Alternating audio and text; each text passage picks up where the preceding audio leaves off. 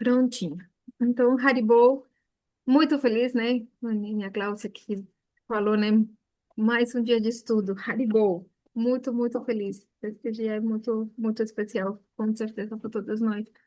Então, para a gente não demorar mais, ver se a gente consegue terminar hoje o capítulo 2 do Bhagavad Gita. Vamos fazer os nossos mantras, pedindo as bênçãos do Guru Paramparam, da cadeia de sucessão discipular, para que a gente possa ter acesso a esse conhecimento não apenas com o nosso intelecto, mas que esse conhecimento se torne algo vivo, algo que penetre o nosso coração, a nossa consciência e que realmente cumpra esse propósito que tem de nos elevar e de nos transformar a vida, para a gente se desenredar das loucuras deste mundo e conseguir a consciência suprema. Então, sem mais demoras, vamos lá invocar e agradecer os nossos mestres espirituais. Jai, Gurudeva Patita Pavana Ki Jai, Srimad Bhagavad Gita Ki Jai, Já. Maharaj Ki Jai. Jai. Om Jnanam Timirandasyan Janan Janan Shalakaya Chaksurun Militan Jenitasmai Sri Gaurave Namaha Namo Vishnu Padaya Divyajnanam Pradayine Srimate Paramadvaiti Swamina Sirupine Sharana Gatabhaktavya Shuddha Alex, apagar a luz do quarto. Bhakti Vishuddha Bhakti Siddhanta Dara Dara Nisevine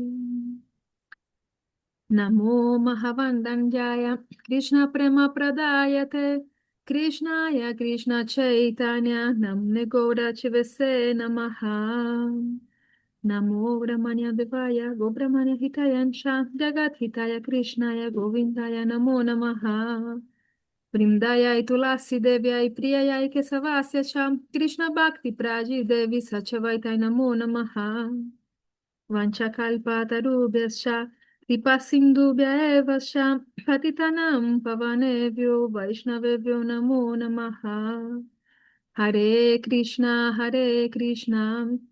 Krishna Krishna Hare Hare Hare Rama Rama Rama Hare Hare Hare Krishna, Krishna Krishna, Hare Hare, Hare Rama, Rama Rama, Hare Hare. Hare Krishna, Krishna Krishna, Hare Hare, Hare Rama, Rama Rama, Hare Hare. Jai Srimad Bhagavad Gita ki Jai Sri Bhakti Shanu Shantu Maharaj ki Jai Sri Bhakti Aloka Paramadvaita Maharaj ki Jai Sri Bhakti do Buda Budai Maharaj ki Jai Haribo. Então, vamos nessa.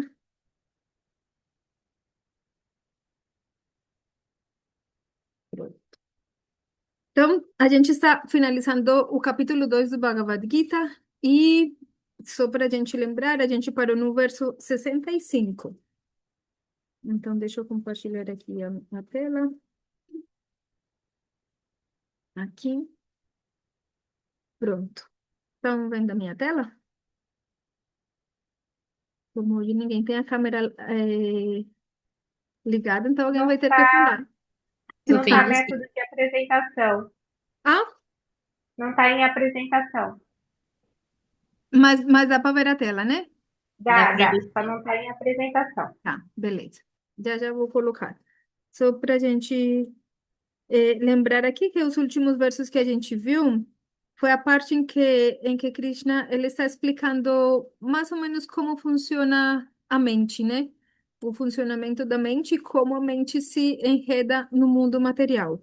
Então, ele deu uma explicação bem legal, como a mente ela está ligada aos sentidos. Ele ainda vai explicar isso de novo no próximo capítulo, mas ele explica como a mente ela funciona ligada aos sentidos. Então, é, deixa eu ver a partir do verso 62 que ele começa a explicar, né? Então, como a mente ela contempla os objetos dos sentidos. Deixa eu ver, eu vou primeiro, antes de interromper, eu vou mostrar aqui que tinha. um quadro branco que a gente tinha trabalhado antes. E este daqui. Isso, assim fica mais fácil de resumir. Então, o mapa de como funciona o enredamento material. Então, a partir do verso 62, 63 e talvez no 64, mas no 62 e no 63 que a gente viu semana passada. Então, Krishna explica como a mente se enreda. A mente, a gente já falou bastante que ela é o nosso. eh, ela vai determinar muitas coisas, apesar dela ser um elemento material, apesar de que ela, por si só, ela não tem vida, por assim dizer. Ela, na verdade, ela é como se fosse um véu que permite que a consciência passe através dela. Mas, apesar disso todo, ela tem um papel muito importante. Ela é um elemento fundamental neste corpo humano que nós temos. E ela é tão importante que a partir da mentalidade que nós desenvolvemos nesta vida, isso vai determinar qual é o corpo que nós vamos ter na próxima vida. Então, aqui ele fala, gente, acho que alguém apagou alguma coisa aqui. Alguém apagou o número 1. Acho que vocês vão ter que ficar com os seus negocinhos que tinham. Ah, pronto, aqui já apareceu de novo. Pronto. Gente, ai, que engraçado. Então tá bom. Porque o quadro branco ele fica disponível para vocês editarem. Então, se alguém mexer em alguma coisa aí vai editar. Então, só para vocês terem cuidado. Então, a mente, ela cumpre um papel muito importante. E é ela que vai causar o que vai permitir o nosso enredamento no mundo material ou a nossa liberação.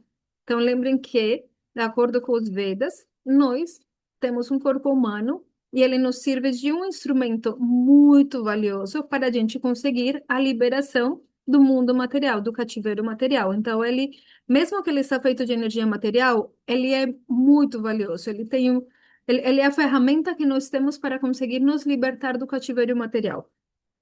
É uma ferramenta muito difícil de se obter. Os Vedas falam que é raríssimo alguém obter um corpo humano. E, de fato, se a gente pensar em quantas entidades vivas existem em qualquer... Se você pegar... Aqui, eu estou no meio do mato. Se eu pegar um pedaço de terra, a quantidade de micro-organismos que há apenas em um quadradinho de terra, de minhocas, de insetos, de seres que tão minúsculos que eu não consigo nem ver eles, é impressionante, é muita coisa. Então, imagina quantas entidades vivas, né? Quantos animais existem no mundo, quantas aves, quantos peixes, quanto tudo e quantos seres humanos. Então, se a gente comparar, o número de seres humanos é pouco em comparação com a quantidade de seres vivos que existem. Então, isso também, imagina contando os micro-organismos também, aí é raríssimo ter um corpo humano. Tem alguém que alguma vez fez uma conta e falou que se você fizer a conta de probabilidades, é mais fácil você chegar a ser presidente dos Estados Unidos do que nascer em um corpo humano. Então, a gente tem uma oportunidade que é muito valiosa. E ela é tão valiosa porque ela permite que a gente consiga se desenredar da mentalidade material e não precisar nascer de novo no mundo da morte, Mrityu Loka, no mundo onde a gente é forçado a nascer e forçado a morrer. Então, mas como que a gente se enreda nesse mundo material? Então, Krishna explica aqui como o processo psicológico, né? Então, a gente primeiro contempla os objetos dos sentidos. A partir dessa contemplação surge o apego por esses objetos. A partir desse apego surge um desejo muito intenso, em sânscrito se chama kama. Esse desejo intenso por desfrutar desses objetos, às vezes se realiza, só que isso incrementa mais e mais o desejo, e às vezes se vê frustrado. Então, dessa frustração, vai surgir a ira. E da ira, a gente fica completamente iludido e a memória se confunde. Então, a gente já não consegue uma diferenciar entre o que é certo e o que é errado. E aí a gente perde a inteligência. Então, a gente perde realmente a discriminação e, finalmente, sem inteligência, sem conseguir diferenciar entre o certo e o errado, simplesmente conduzido pela intensidade do desejo, então a gente se enreda de novo no mundo material. Esse foi, esse é um resumo do que a gente viu nos versos anteriores. Eu vou deixar por aqui para ver se a gente consegue finalizar hoje. Ai, a Rosine chegou, que bom. A Aliane também, a Mariane, que bom. Bem-vindas. Então, deixa eu agora eu compartilhar. Haribo, Rosine, tudo bem? Falei, Tudo cadê a bem. Rosine? Não pode faltar. Haribo. Então, vamos lá. Então, esse foi o resumo dos últimos versos que a gente viu. Hum. E o verso 64 é quem pode controlar seus sentidos mediante a prática dos princípios regulativos da liberdade, pode obter a misericórdia plena do Senhor e se libera a si de todo o apego e aversão. Então, finalmente, a gente chegou nesse ponto, foi o último verso que a gente viu, em que depois de Krishna explicar como é que a mente se enreda no mundo material, ele explica que se alguém conseguir controlar os seus sentidos. Então, lembra que a sequência começou com os sentidos materiais. Então, a gente tem os sentidos, os cinco sentidos que nós conhecemos, né? O tato, o olfato, a audição, a visão, e o paladar, né? Através desses sentidos, a gente experimenta o mundo e eles são fundamentais. A gente precisa usar eles porque senão a gente morre. Se eu não como, né, e sinto sabores, simplesmente o meu corpo não vai poder se nutrir e eu vou morrer. Ou se eu não consigo, em algum momento, quando os meus sentidos, quando a gente morre, os sentidos param de funcionar. Então, eles são muito importantes, mas eles são, por assim dizer, uma faca de dois gumes, né? Porque eles, ao mesmo tempo que nos ajudam muito, eles também podem nos enredar no mundo material. Então, por isso, os sentidos, de acordo com os Vedas, eles têm que ser usados de tal forma que nós possamos nos libertar do mundo material ao invés de nos enredar mais. Então, por isso, eles têm que ser controlados. A mesma coisa que se eu tenho uma faca muito afiada, ela pode matar alguém. Eu posso usar ela para matar alguém, mas bem controlada, eu posso cozinhar coisas deliciosas com ela. Eu posso cortar o mato aqui e abrir caminhos para chegar a outros lugares. Eu posso usar para coisas maravilhosas. Mas se cair nas mãos de uma pessoa descontrolada que não sabe o que está fazendo, pode ser altamente perigoso e pode acabar matando alguém. Então, os nossos sentidos também é a mesma coisa. Os nossos sentidos são uma ferramenta fundamental, mas eles precisam ser controlados. É isso que torna o ser humano um ser humano civilizado, de acordo com os Vedas. De acordo com os Vedas, uma sociedade civilizada é aquela onde o ser humano controla os seus sentidos. E não onde o ser humano consegue tecnologia ou consegue muito dinheiro ou consegue isso. Não, para a filosofia védica, para os Vedas, civilização significa controle dos sentidos. Uma pessoa civilizada, uma pessoa realmente um verdadeiro erudito é aquele que se controla a si mesmo, que tem autocontrole. Então, o autocontrole é fundamental na filosofia védica, na estrutura social védica. É basicamente algo que se a gente não tiver autocontrole, não controlar os nossos sentidos, então tem uma palavra em sânscrito para isso, é, que agora eu esqueci, mas acho que é pipada passante, não me lembro, mas a tradução é animal de duas pernas. Então, quando a gente não controla os nossos sentidos, segundo os Vedas, nós simplesmente nos comportamos como um animal de duas pernas. E nada contra os animais, mas a diferença entre o ser humano e o animal é que o ser humano tem a capacidade de controlar os seus sentidos e dessa forma controlar a sua mente. Então, nesse verso ele falou isso. Quem pode controlar seus sentidos mediante a prática dos princípios regulativos da liberdade, pode obter a misericórdia plena do Senhor e se libera assim de todo apego e aversão. Esse foi o último verso que a gente viu. Não vou me deter nele para a gente conseguir finalizar hoje. E agora a gente parou nesse verso, verso 65. Vou ver se eu vou apresentar. Então, vamos lá. Então, a gente parou no verso 65, que diz: Ao alcançar a misericórdia do Senhor, todas as misérias da existência material se destroem. Em tal estado bem-aventurado, a inteligência do praticante transcendental logo se estabiliza. Então, as misérias da existência material, ah, a gente fala de três misérias, a gente falou sobre isso, né? As misérias causadas pela própria mente ou pelo próprio ser, as misérias causadas por outras entidades vivas e as misérias causadas pelas, eh, pelos, pelas coisas da natureza, pelos ser controladores ou pelas divindades, como terremotos, maremotos, etc. Dentre essas misérias, as misérias da mente são muito complicadas. São das piores que podem existir. Então, uma pessoa que consegue controlar os seus sentidos, ela consegue também apaciguar sua mente. Hoje em dia a gente vê grandes problemas psicológicos, né? Muita ansiedade, muita depressão. E tudo isso também está relacionado com o fato da gente viver em uma sociedade em que nós não fomos treinados desde crianças a controlar os nossos sentidos, a ter um limite, a saber o que que é certo desejar e qual que é a forma certa de desejar e o que que não é desejável em lugar ou em circunstância nenhuma. Então a gente está acostumado a incrementar os nossos desejos. Toda a nossa sociedade atual, ela funciona dessa forma, em que enquanto mais desejos a gente tiver, então a gente mais vai trabalhar e mais vai virar escravo do sistema para satisfazer esses desejos, que, em últimas, nunca são realmente satisfeitos. Nem sequer quando a gente obtém dinheiro, fama, está completamente satisfeito. Então, até mesmo as pessoas com muito dinheiro têm muita ansiedade. E a sociedade, isso mostra o nível de suicídios. Bom, vocês sabem muito bem que o que eu estou falando é real, né? Então, a mente, o controle mental, ela é fundamental para a gente poder ter felicidade, para a gente poder ter paz.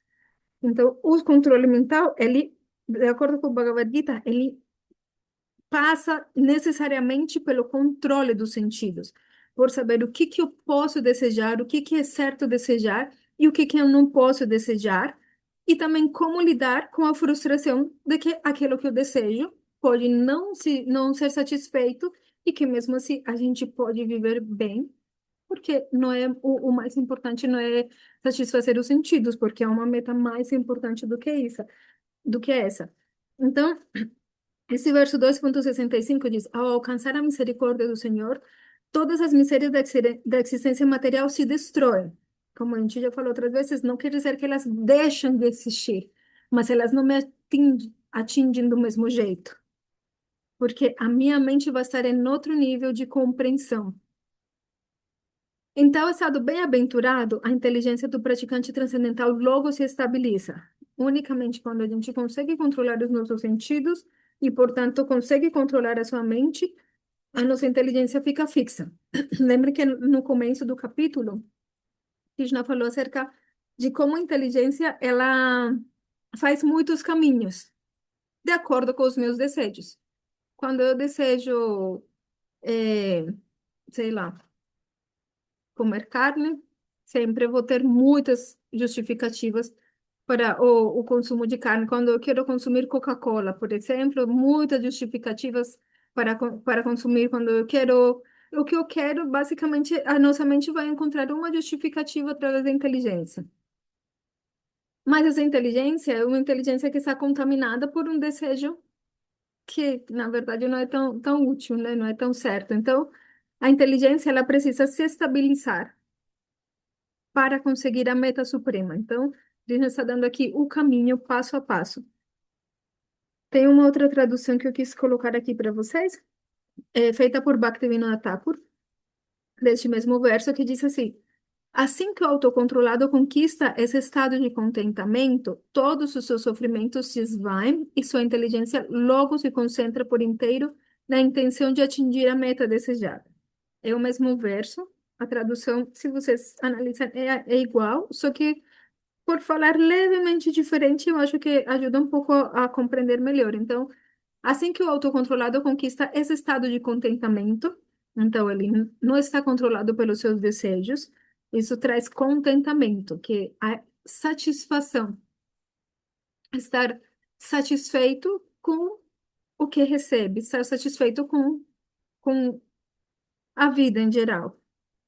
E dessa forma, essa pessoa pode ter essa paz mental. Então, dessa forma é que os sofrimentos vão se esvaecer.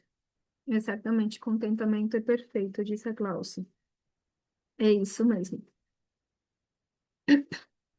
Quando a gente consegue esse estado de contentamento, de satisfação, mesmo perante as diversas circunstâncias, mesmo perante a frustração de que nem todos os nossos desejos são satisfeitos, então a gente consegue não sofrer, a gente para esse sofrimento, porque se vocês pensam bem, a gente sofre porque está almejando uma coisa que a gente não consegue obter, por exemplo, porque como seria melhor se eu fosse rico? Como seria melhor se eu morasse em tal lugar? Como seria melhor se eu fosse isso? Como seria melhor se eu ainda morasse com os meus pais? Como seria melhor se tal pessoa ainda estivesse viva? Então a gente sempre está se lamentando por algo que a gente não pode ter, não consegue alcançar ou por alguma frustração. Então, a gente, enquanto mais apegado estiver a uma coisa que não é possível de alcançar, mais a gente vai sofrer. Então, quando a gente desenvolve esse estado de contentamento, que implica a gente controlar os nossos desejos, aí a gente consegue não sofrer. Não quer dizer que não existam causas de sofrimento, não quer dizer que a gente nunca vai sentir uma tristeza ou uma felicidade, não é isso, sino que a gente não vai estar afetado ao ponto de derrubar a nossa existência. Então, esse equilíbrio mental é uma necessidade para a gente conseguir alcançar a meta última da vida. Porque dessa forma a nossa inteligência vai ficar estável, senão a nossa inteligência vai tentar sempre encontrar as saídas, a gente vai estar sempre fazendo algum plano para conseguir alcançar aquilo que é como a história do burro que coloca a cenoura na frente, né? Para ele sempre ir correndo atrás da cenoura, sempre caminhar atrás da cenoura e nunca conseguir alcançá-la. Então, quando a gente está correndo atrás de satisfazer os sentidos, às vezes a gente consegue alguma coisa, às vezes não, mas a gente sempre consegue continuar atrás, atrás, atrás, atrás, e acaba a nossa vida, chega o dia da nossa morte e a gente simplesmente continua correndo atrás, atrás, atrás de algo que nunca alcançou. Então, sempre a gente vai ficar com esse sentimento de desejo insatisfeito. Então, o que recomenda Krishna aqui é contentamento, controle os seus desejos, controle os seus sentidos, e para isso o caminho é não fique contemplando aquilo que não é para ser contemplado. Porque senão você vai se apegar a isso, daí vai surgir o desejo intenso, daí vai surgir a ira, daí vai surgir a ilusão, a perda da memória, e finalmente você vai perder a sua inteligência e vai se enredar no mundo material, que significa se enredar no sofrimento. Então, se você não quiser se enredar no sofrimento, Krishna está explicando esse caminho para a gente estabilizar a nossa mente, estabilizar a nossa inteligência e dessa forma poder correr atrás da meta desejada. Só que isso, em teoria, parece muito fácil, mas a gente sabe que não é tão fácil. Por isso é que Krishna ainda vai explicar, ele vai dar uma metodologia. Agora a gente está no início do Bhagavad Gita, em que Krishna está nos mostrando de tudo que ele ainda vai falar, em mais detalhe, né?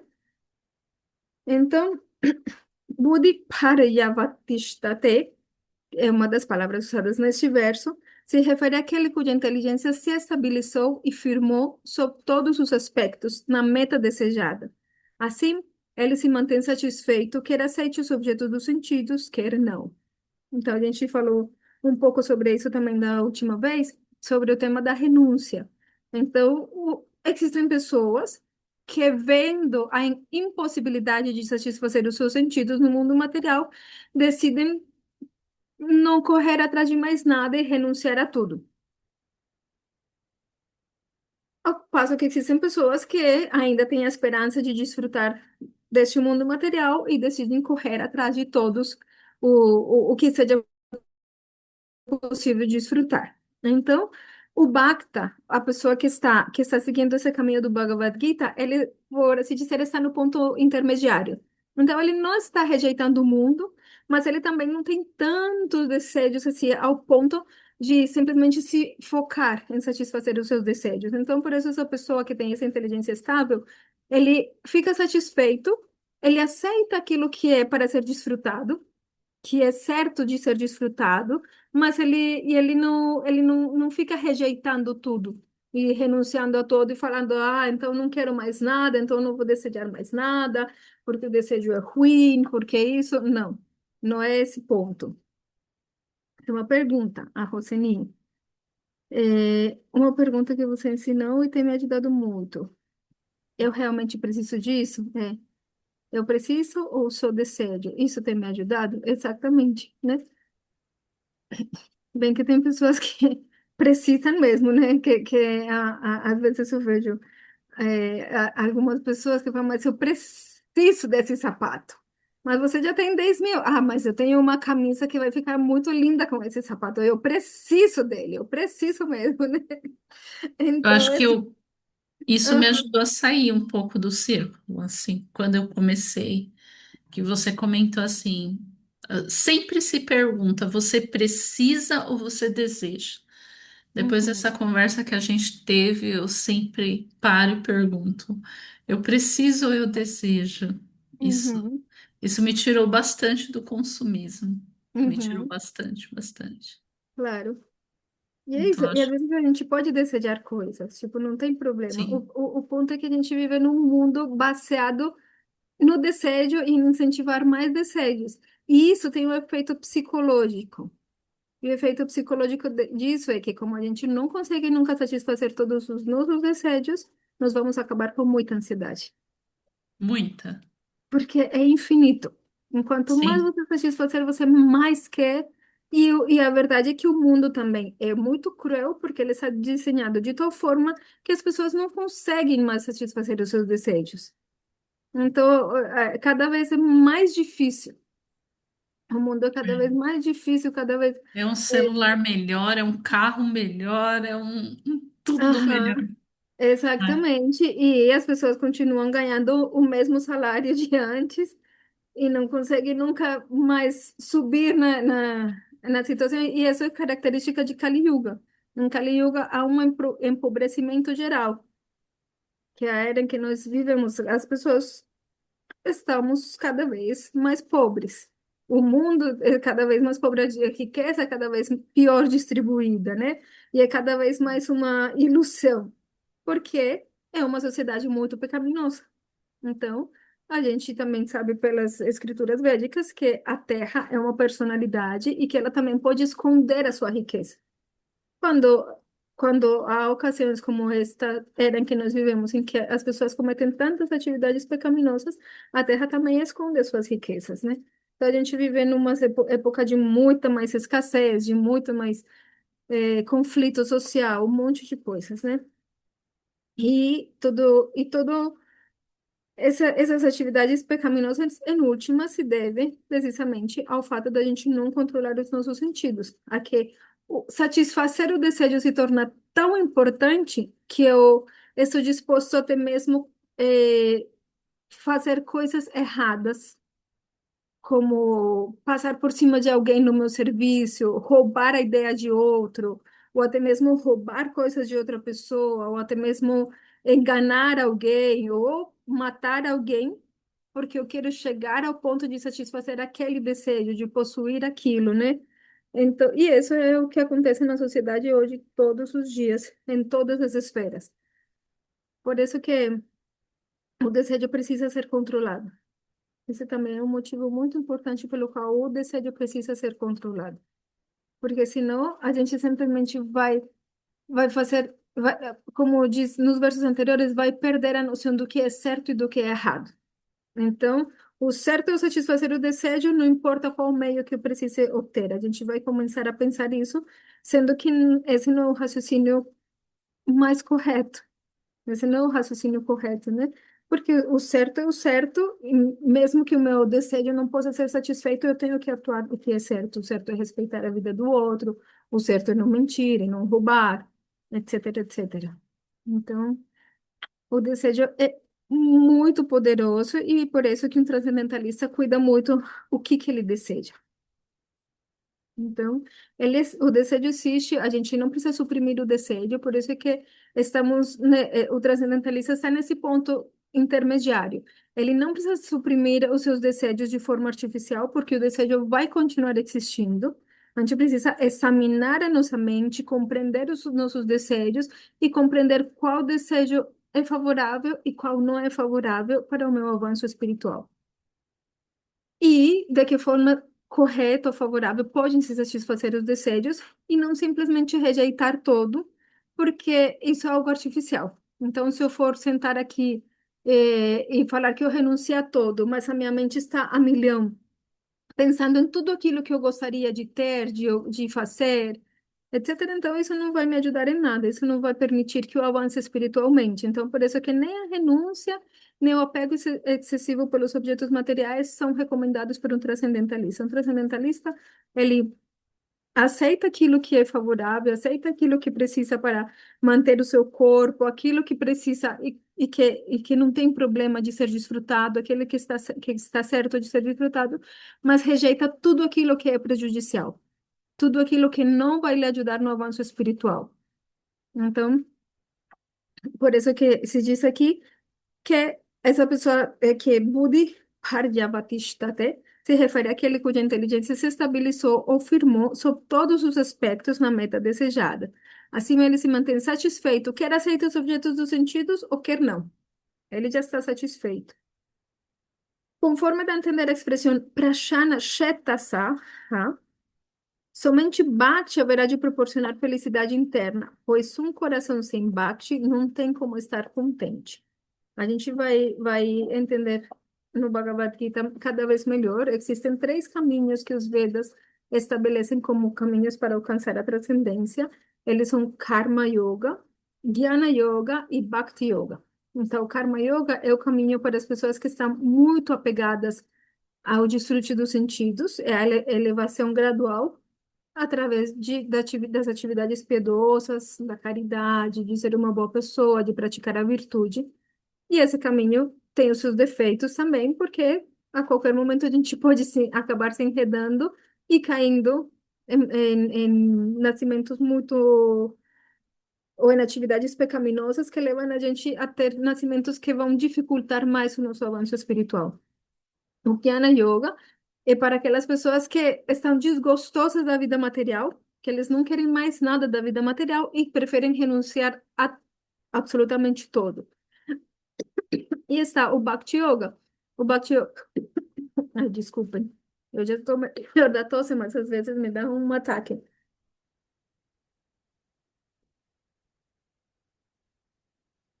E o Bhakti Yoga é o caminho para aqueles que nem estão tão apegados ao mundo material, mas eles também não estão, não rejeitam completamente o mundo material.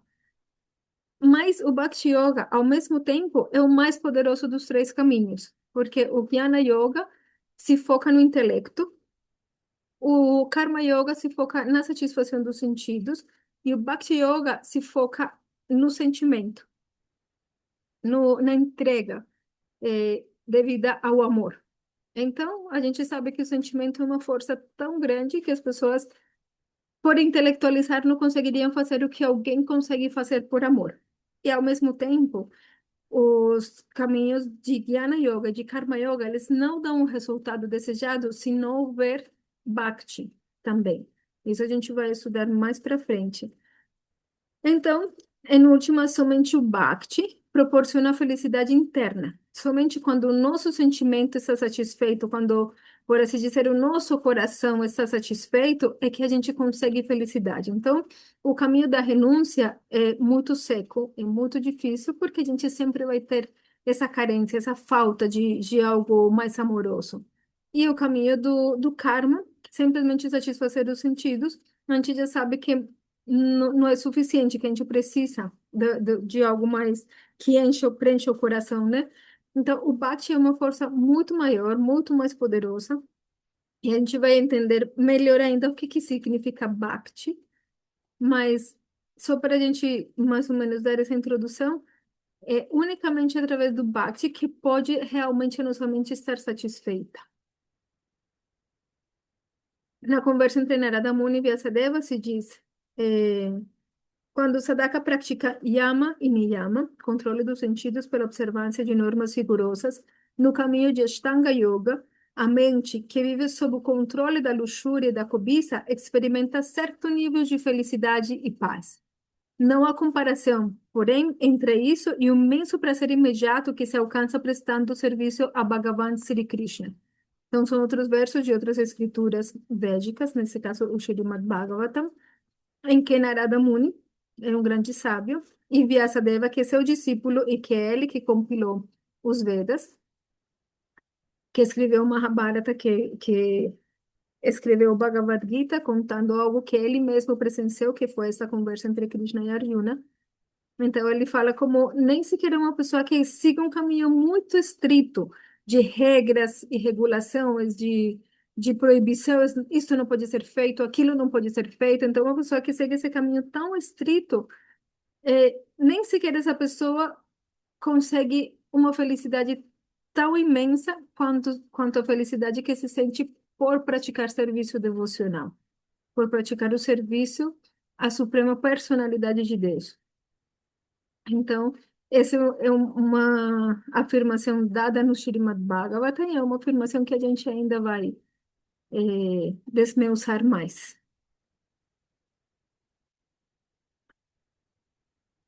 Então, depois de compilar todos os Vedas e Puranas, etc., Vyasa ainda não sentia satisfação no coração, satisfação mental.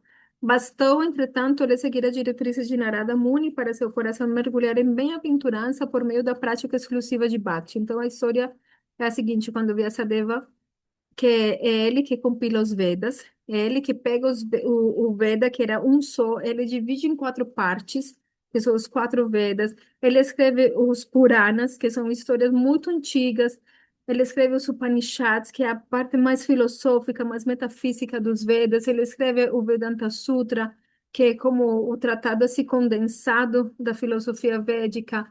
É, ele escreveu o Mahabharata, o Bhagavad Gita, tudo depois. Ele ainda não estava completamente satisfeito.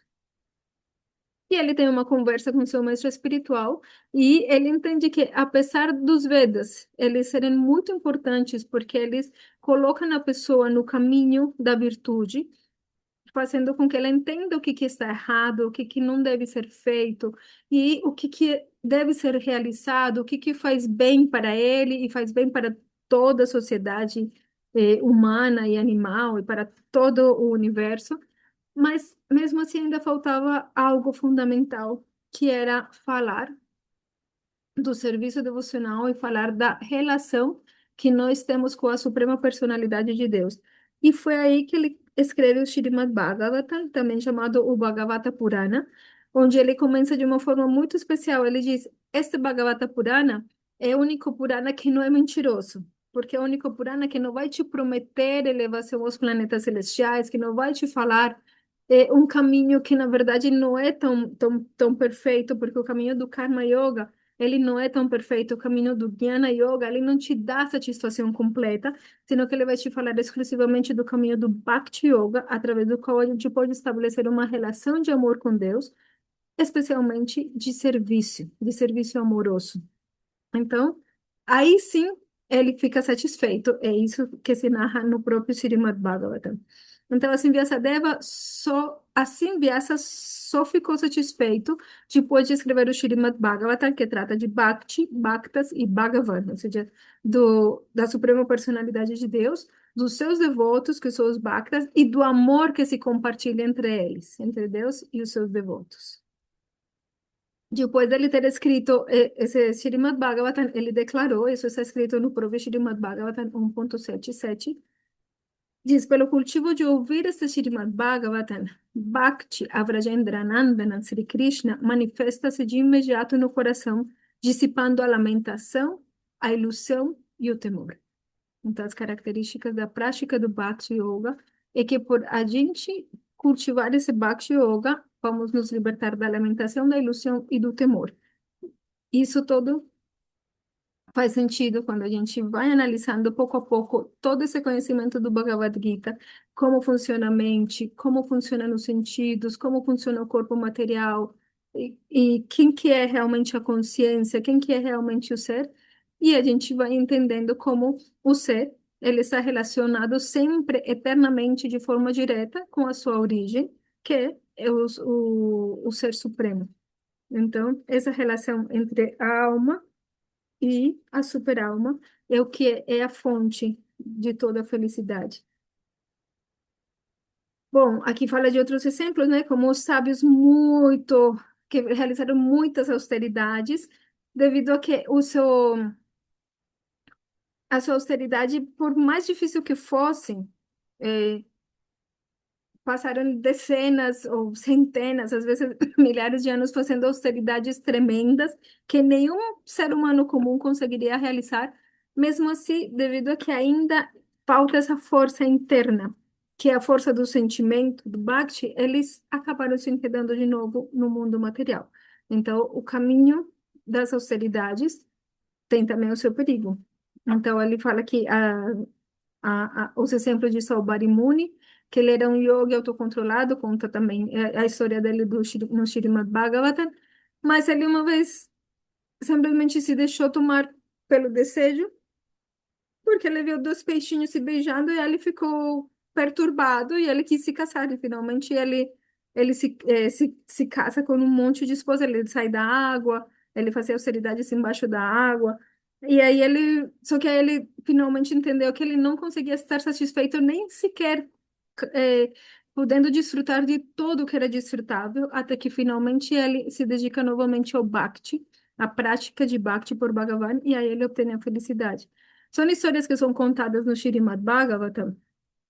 A gente pode acreditar ou pode não acreditar, é escolha de cada um, mas o Srimad Bhagavatam ele foi escrito por Vyasadeva 5.000 anos atrás. Ele conta histórias muito antigas, a palavra Purana significa histórias muito antigas, e eu compartilho isso com vocês porque para mim faz todo sentido, porque para mim isso tem uma lógica completa e esse conhecimento, quando a gente analisa, realmente é completamente coerente com o que a gente consegue observar na humanidade, conseguimos observar em nós mesmos.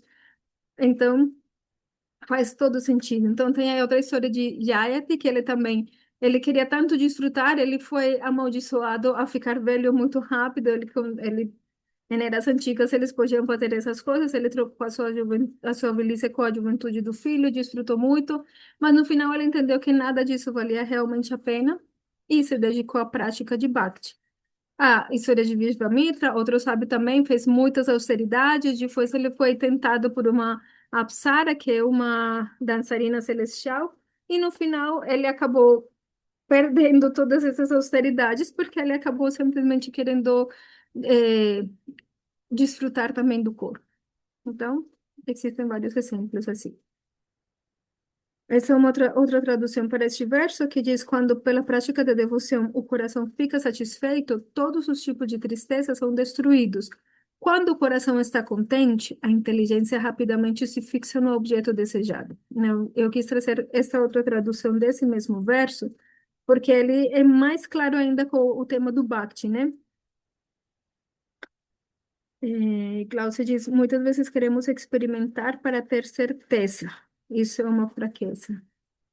Aham. Exatamente, você fala que existem vários tipos de inteligência, né? Existe a pessoa que ela consegue aprender por escutar, essa é uma pessoa muito inteligente. Tem a pessoa que precisa ver outro cometendo o erro para ela entender. E tem a pessoa menos inteligente, que é aquela que precisa ela mesma cometer o erro para entender.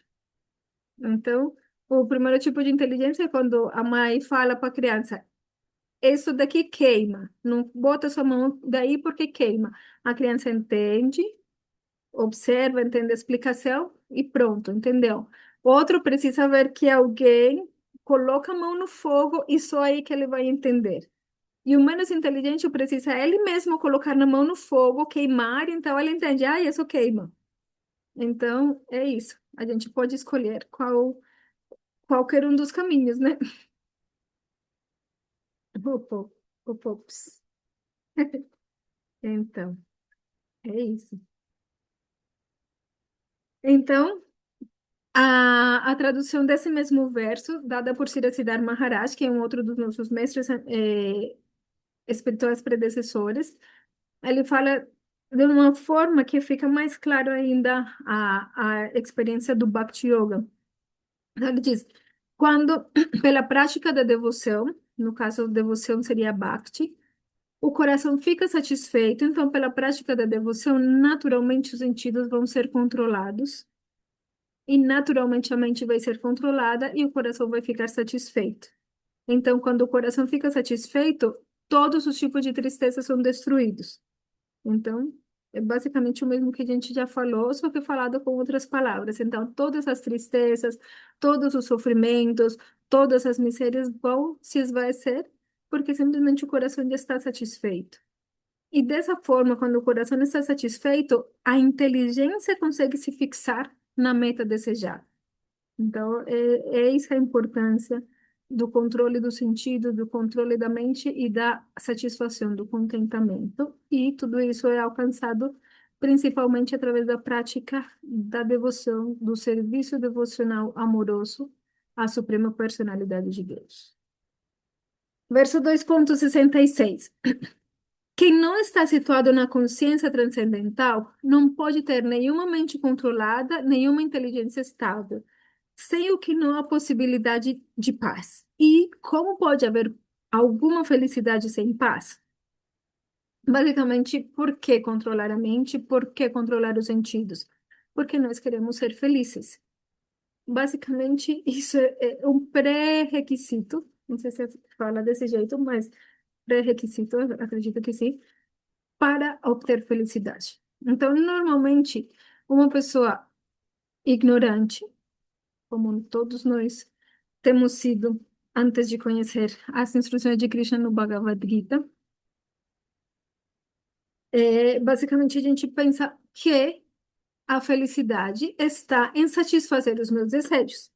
Que eu vou ser feliz quando eu seja rica, que eu vou ser feliz quando eu seja famosa, que eu vou ser feliz quando eu tenha muitos seguidores, que eu vou ser feliz quando possa ir para a França, que eu vou ser feliz quando eu tenha uma casa, que eu vou ser feliz quando eu casar, quando eu tiver filhos. Então, toda a nossa felicidade parece que ela depende sempre de objetos externos. Mas Krishna no Bhagavad Gita ele explica, não é assim. A sua felicidade depende de você ter paz mental. Isso é fundamental para a felicidade. E a paz mental se obtém unicamente quando você pratica o contentamento, e isso só se obtém quando você controla os seus sentidos. Sem controlar os sentidos, a gente não consegue acalmar a mente. No próximo capítulo, Krishna vai falar mais ainda sobre isso, mas sem controlar os sentidos, a mente vai estar sempre agitada, querendo mais e mais e mais. E uma mente que está se agitada não consegue ter paz, não consegue estar estável, ela sempre vai ter ansiedades e mais ansiedades e mais ansiedades. E se a mente não está em paz, não é possível ter felicidade. Então, esse é um motivo muito básico pelo qual a gente deve controlar a nossa mente. Simplesmente porque senão a gente não consegue ser feliz. Então, a felicidade não está em satisfazer os sentidos. A felicidade está em controlar a mente, em ter paz mental, em ter contentamento. Uma pessoa pode não ter todas as riquezas do mundo e ser muito mais feliz que uma pessoa que tem todas as riquezas, simplesmente porque sua mente está contente. Ao mesmo tempo, alguém pode não ter nada e mesmo assim ser infeliz. Não, não é o ter ou não ter que te dá felicidade. É o contentamento, é estar satisfeito, autossatisfeito e controlar os sentidos é a, a chave fundamental para a gente conseguir esse contentamento, para a gente conseguir essa paz. E essa paz é a chave para a gente conseguir ser feliz. Então, mesmo que seja por mero egoísmo, controlar os sentidos é um caminho muito melhor para a gente conseguir a felicidade e superar todas as ansiedades e loucuras desta vida. Então, um pouquinho sobre o que falam nossos mestres espirituais diz. A perturbação deve-se à falta de um objetivo último. Se a pessoa não for consciente de Krishna, sua mente não pode ter uma meta final. Então, esse é mais um pouco sobre psicologia a partir do Bhagavad Gita, é que a nossa mente ela está perturbada porque, no último, ela tem muitas metas. No começo desse capítulo, a gente estudou isso. Krishna fala sobre como uma mente com muitos desejos, ela tem muitas metas, muitos objetivos a ser alcançados. Então, ela não consegue focar nunca a mente. Então, uma forma em que a gente consegue realmente focar a mente e controlar os sentidos é ter uma meta. Mas quando a gente está em função dos nossos sentidos, a gente tem muitas metas. A gente tem agora a meta de vou estudar e vou me formar de medicina.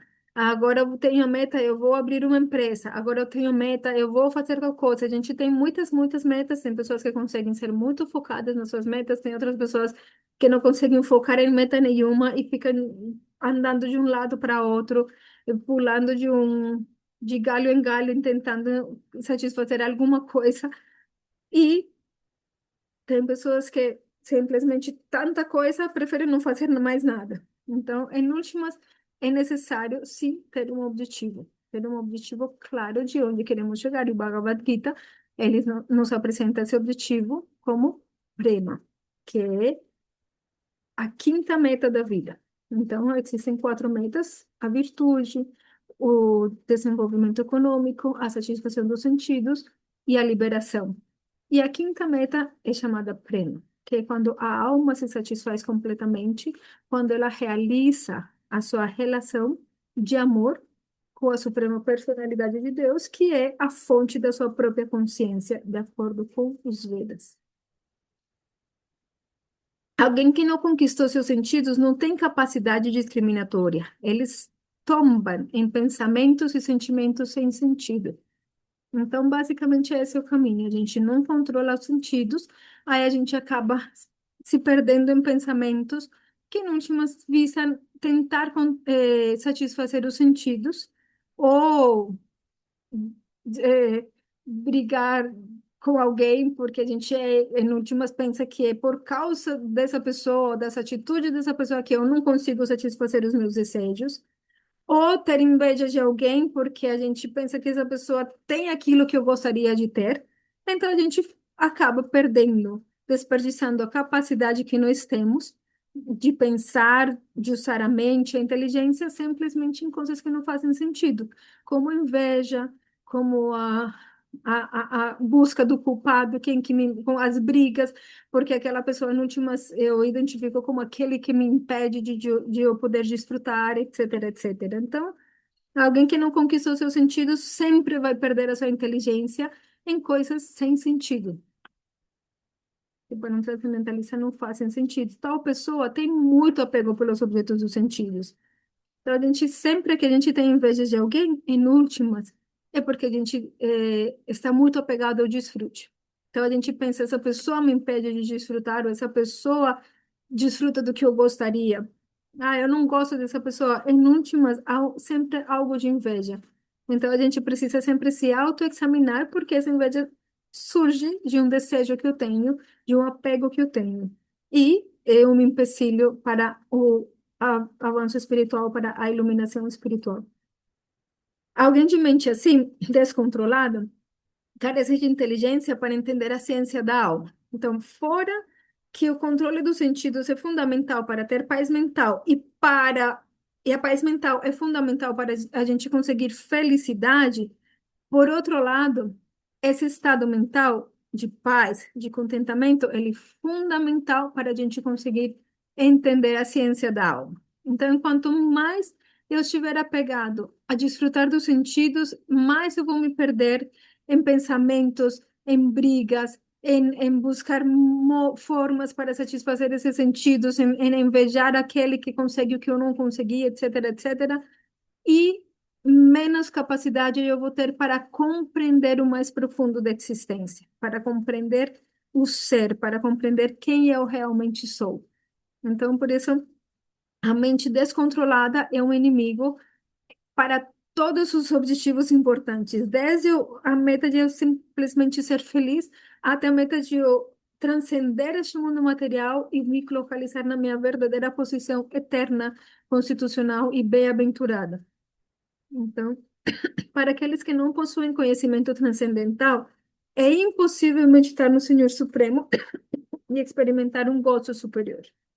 Então, uma pessoa, enquanto mais está focada em satisfazer os seus sentidos, mais dificuldade tem em pensar acerca do ser, e em pensar acerca de quem que eu sou em relação com a Suprema Personalidade de Deus, da onde que eu venho, para onde que eu vou, qual que é a diferença entre corpo e alma, porque eu estou envolvida na minha briga com a vizinha, na minha briga com a prima, na minha briga com não sei o quê, e na forma como eu vou conseguir satisfazer isso, satisfazer aquilo, e não me refiro simplesmente,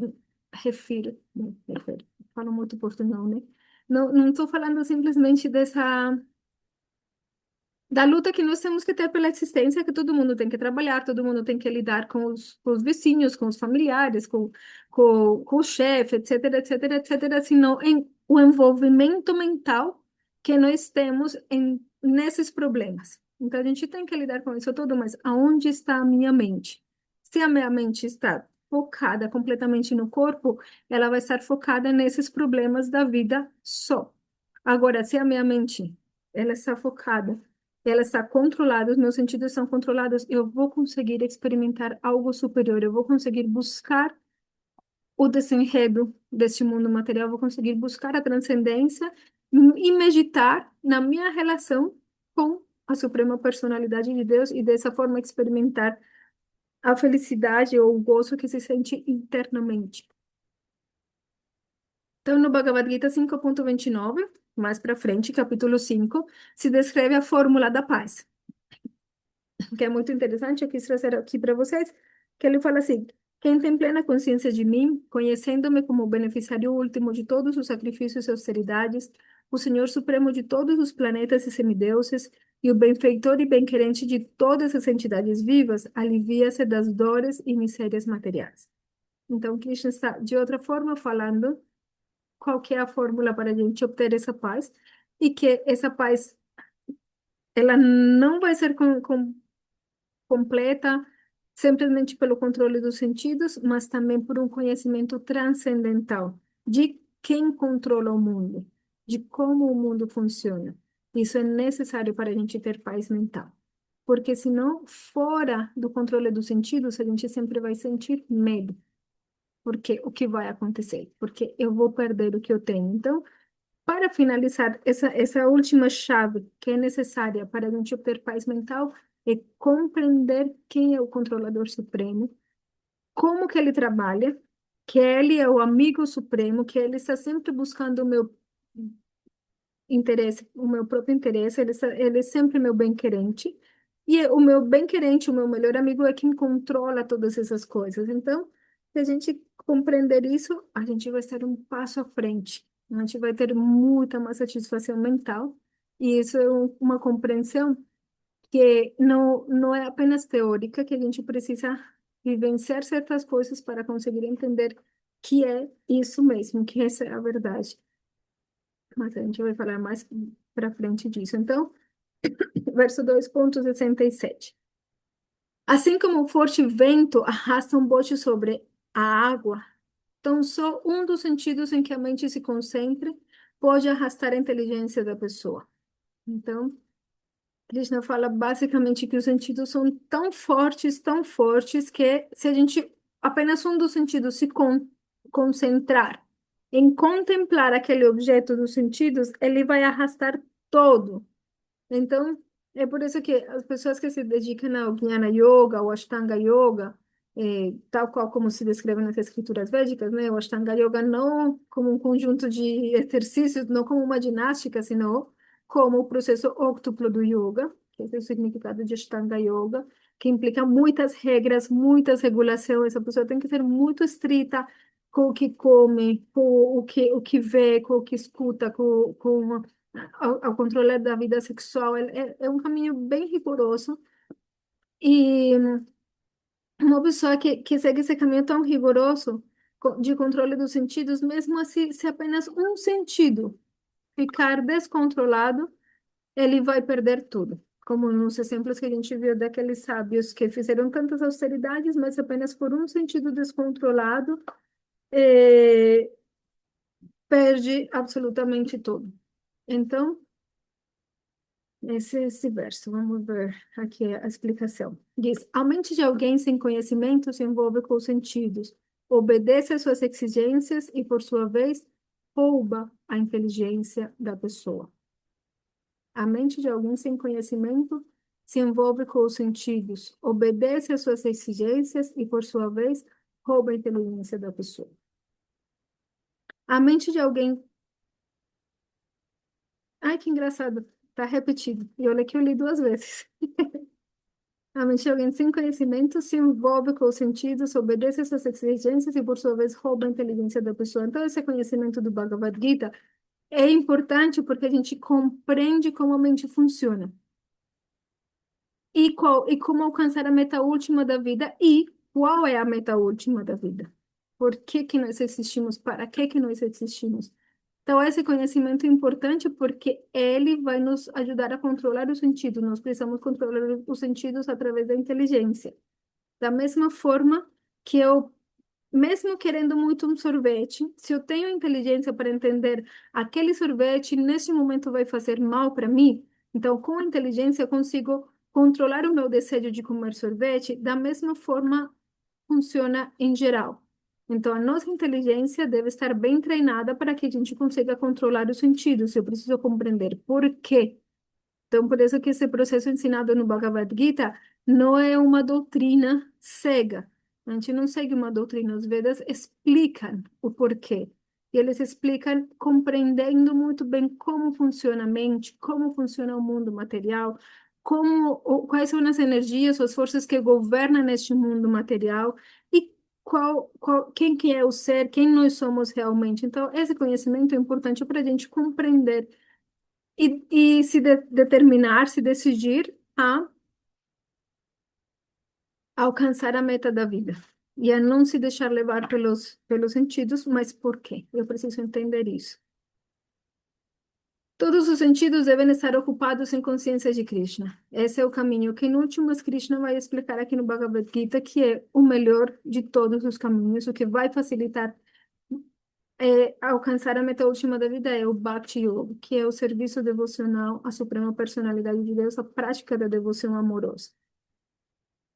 Então, o verso 2,68 diz: portanto, ó Arjuna de braços poderosos, aquele cujos sentidos estão restringidos de seus objetos é certamente de inteligência estável. Então, lembra que toda essa parte é a resposta que Krishna está dando para a primeira pergunta de Arjuna, em que ele pergunta como que uma pessoa, uma Sthita Prajna, ele se comporta. Como que uma pessoa que tem a sua inteligência focada na meta última da vida, como um transcendentalista verdadeiro, como ele se comporta, como ele se relaciona com o mundo, como ele se estabelece na transcendência. Então, chegando aqui nessa conclusão, Krishna fala em em conclusão, aquele cujos sentidos estão restringidos de seus objetos é certamente de inteligência estável. Então, a forma de alcançar uma inteligência estável, de estabilizar a mente, é controlando os sentidos, quer dizer, restringindo eles dos objetos dos sentidos. Isso não quer dizer não desfrutar de absolutamente nada, senão saber o que é certo de ser desfrutado, qual é a forma certa de desfrutar daquilo e evitar todo aquele tipo de desfrute que é desnecessário, que simplesmente vai nos enredar mais. Assim como inimigos são dominados por uma força superior, do mesmo modo, os sentidos podem ser refreados, não por algum esforço humano, mas apenas mantendo-os ocupados ao serviço ao Senhor. Então, novamente se fala acerca da importância de estabelecer o caminho do Bhakti Yoga, que é um caminho que Krishna vai ainda tem 6 capítulos do Bhagavad Gita que são dedicados exclusivamente a esclarecer o Bhakti Yoga. E os outros 12 capítulos ainda se fala que eles vão nos falar de Bhakti Yoga de forma indireta também, ou digamos mais atevelada, mas que é bem claro para quem entende a profundidade do Bhagavad Gita. Então, basicamente, ele está falando que esses sentidos, para a gente controlá-los, a gente precisa uma ajuda superior também. Que ele não é tão simples, requer muito esforço e que a gente precisa é, uma força superior. Então, essa força superior vem ser vem a ser dada pela nossa relação com a Suprema Personalidade de Deus. Então, quando a gente é, vê, na verdade, é, um bom exemplo para isso é como, sei lá, uma esposa, ela quer ser fiel ao seu esposo. E ela pode tentar, mas sempre tem algum cara que fica falando, falando, falando, falando, falando. Então, uma hora essa esposa que quer ser fiel ao seu esposo vai cair na conversa. A não ser que ela tenha uma força superior que vai ajudar ela. Então, às vezes, a gente deseja fazer o correto, mas há uma força que fica nos empurrando para a gente fazer aquilo que é incorreto. Então, essa força é tão grande que se a gente pensar, eu sozinho eu consigo controlá-lo, eu vou cair e eu vou me enredar e eu vou fazer aquilo que eu não desejo fazer. No final do próximo capítulo, Krishna vai explicar isso de uma forma bem legal. Por isso que nós precisamos ajuda, uma ajuda superior. E essa ajuda vem da gente restabelecer a nossa relação com a Suprema Personalidade de Deus e de ocupar os nossos sentidos no serviço devocional a Deus. Então, quando a gente, ao invés de simplesmente refrear os sentidos, a gente ocupa eles no serviço a Deus, então, dessa forma, nós conseguimos controlar eles com muita mais facilidade. Então, por isso que é tão importante essa relação com a Suprema Personalidade de Deus nesse caminho da transcendência.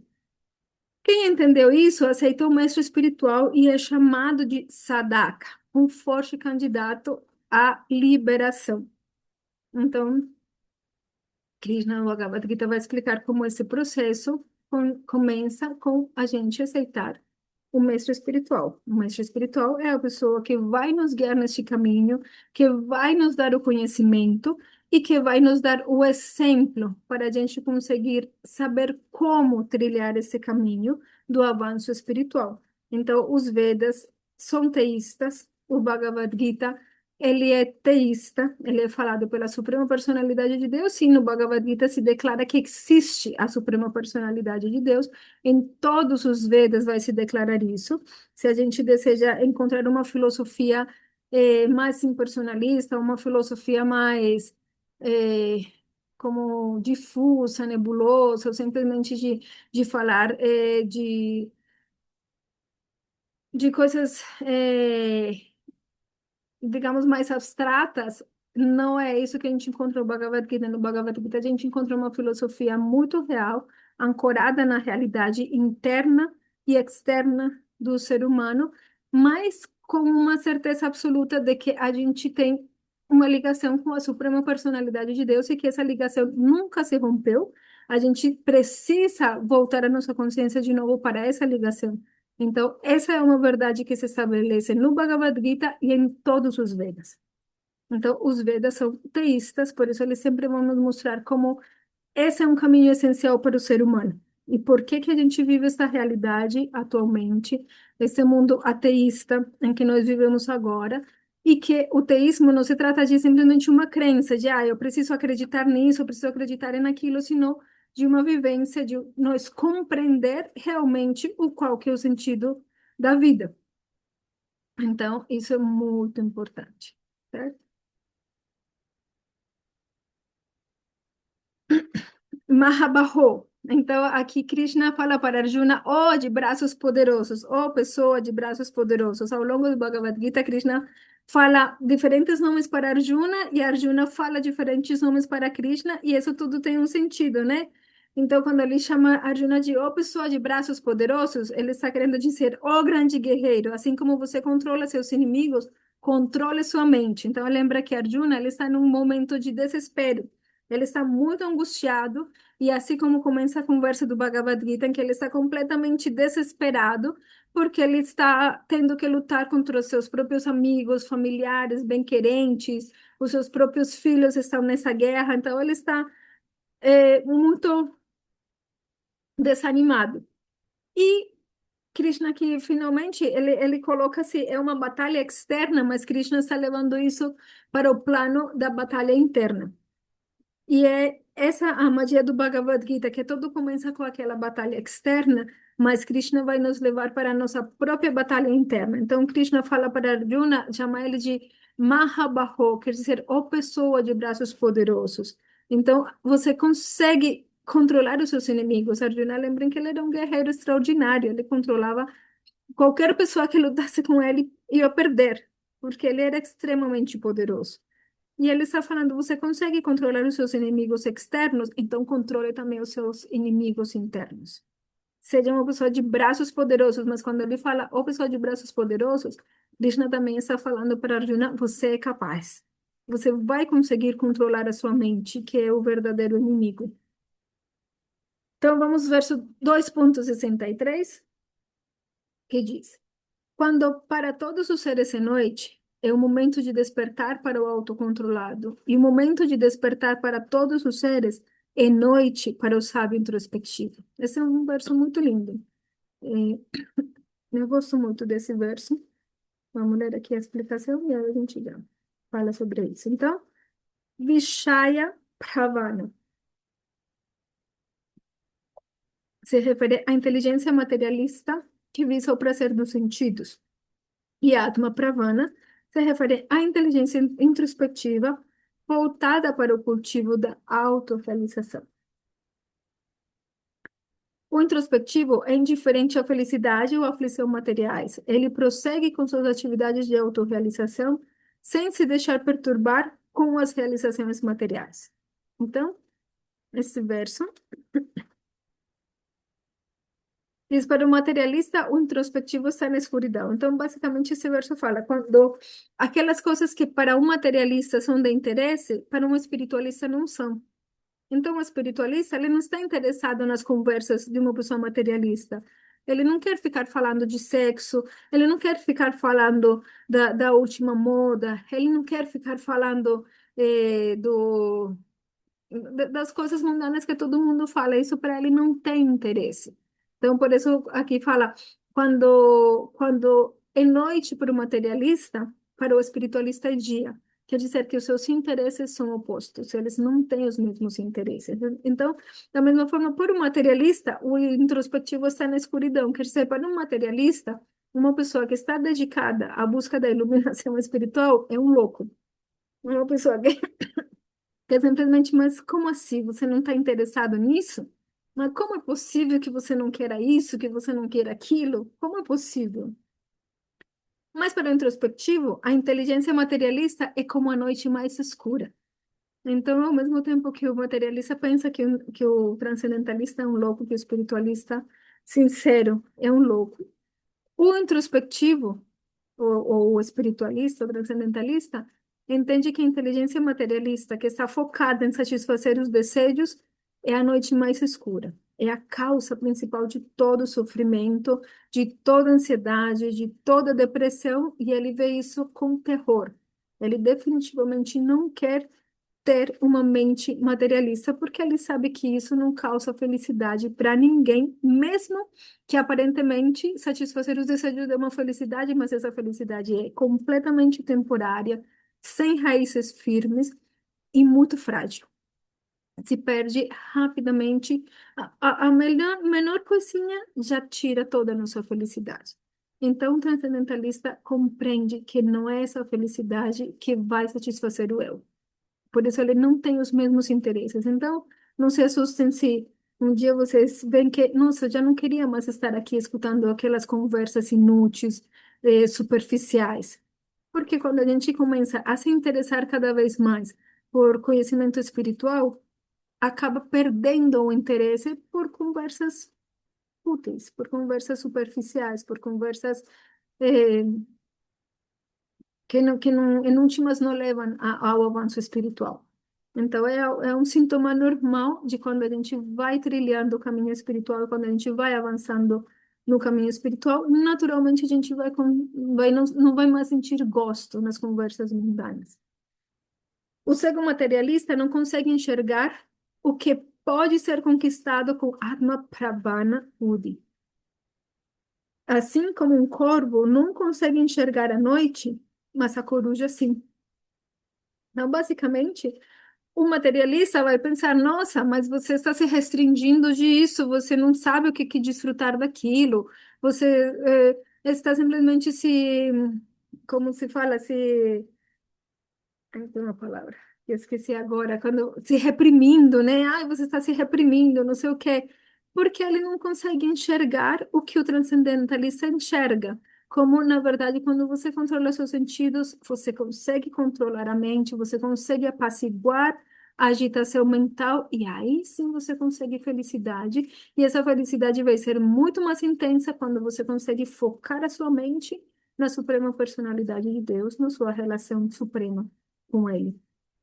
Então, por isso que para o materialista, simplesmente ele não vai enxergar o que o espiritualista está enxergando. Então, em conclusão, a gente não precisa esperar que ninguém aprove esse caminho, especialmente pessoas que, por mais queridas que sejam por nós, nossos familiares, nossos amigos, mesmo que eles sejam muito queridos, mas eles têm uma visão materialista e nunca vão aprovar o nosso caminho porque não conseguem enxergar o que há por trás, que a gente está realmente visando.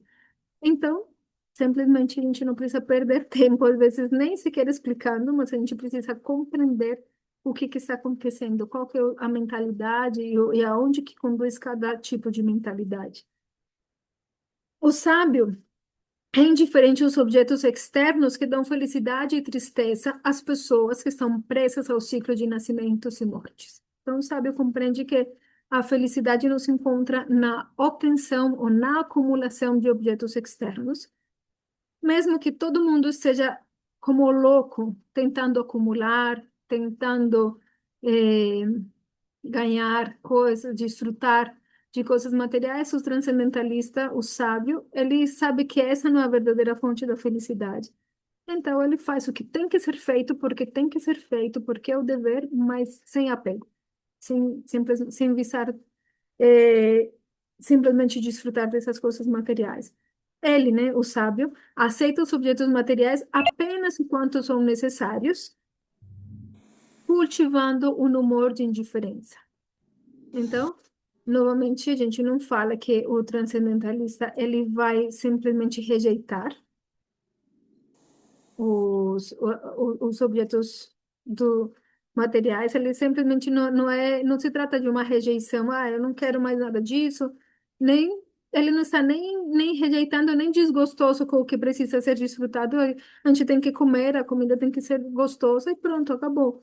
E não tem nada de errado com isso, né? Mas ele também não está apegado. Ai, eu preciso comer isso, porque eu preciso comer aquilo, porque isso, porque o mais importante é satisfazer a minha língua, mesmo que eu tenha que cometer atividades muito cruéis para poder comer alguma coisa extraordinária. Então, por isso que ele cultiva esse humor de indiferença. Ele aceita o que é necessário, mas também não está correndo atrás daquilo que é demais. A perfeição natural dos autocontrolados é que eles são vitoriosos sobre os sentidos. Então, a verdadeira vitória é se vencer a si mesmo, é se conquistar a si mesmo. Essa é a guerra mais difícil, por isso que no Bhagavad Gita começa com uma guerra externa, mas Krishna está falando da nossa guerra interna, de que a verdadeira vitória é a gente conseguir se autoconquistar, se autocontrolar. Essa é a verdadeira vitória, a gente conseguir controlar a nossa mente. E isso implica controlar os nossos sentidos. Então, essa é a luta mais difícil de fazer. E, em últimas, é a luta que nós precisamos vencer. Então, não importa quantas lutas que eu venci na minha vida, é muito bom. Eu consegui me superar, fiz faculdade, ganhei, construí uma empresa, construí um império, construí o que for. Mas se eu não conseguir controlar a minha mente, nada disso tem valor. Porque nada disso vai me trazer paz e, por consequência, nada disso vai me dar felicidade. Então, a única coisa que pode me trazer paz é o autocontrole, controlar a mente e os sentidos. E sem essa paz mental, não há possibilidade de ser feliz. Então, por isso que a perfeição natural dos autocontrolados é que eles têm vitória sobre si mesmos. Essa é a verdadeira vitória. Verso 2,70. Uma pessoa que não se perturba pelo incessante fluir dos desejos, como o oceano que recebe os rios sempre, mas permanece em equilíbrio, é a única que pode alcançar paz, e não aquela que se esforça por satisfazer tais desejos. Então, muito importante, esse verso é muito legal. Também um dos meus versos favoritos é que não quer dizer que um transcendentalista, ou que quando a gente quer viver esse caminho do avanço espiritual, do Bhakti Yoga, então, a gente está livre de todos os desejos, inclusive de desejos materiais, né? Sem falar que a gente, obviamente, estamos cultivando desejos espirituais, porque o desejo é essa força motora, ele não pode ser suprimido, ele tem que ser focado. Mas não quer dizer que da noite para o dia a gente não tem mais nenhum desejo material, isso seria irreal, isso seria uma mentira.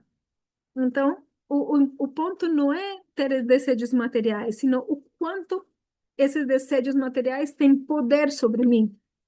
Então, ele compara que uma pessoa sábia, uma pessoa eh, Dira, uma pessoa profunda, não é que ela não tenha desejos materiais, mas ela é tão profunda, o seu pensamento está tão focado em algo tão superior, que ela simplesmente não se perturba, mesmo que esses desejos continuem fluindo, mesmo que esses desejos continuem existindo. Então, por isso que essa pessoa se compara como o oceano, ele recebe muitos rios. Constantemente, todos os rios do mundo vão chegar, vão desembocar no oceano, mas o oceano sempre se mantém no mesmo nível. Não é que ele aumenta todo dia mais e mais e mais pela quantidade de água que ele recebe.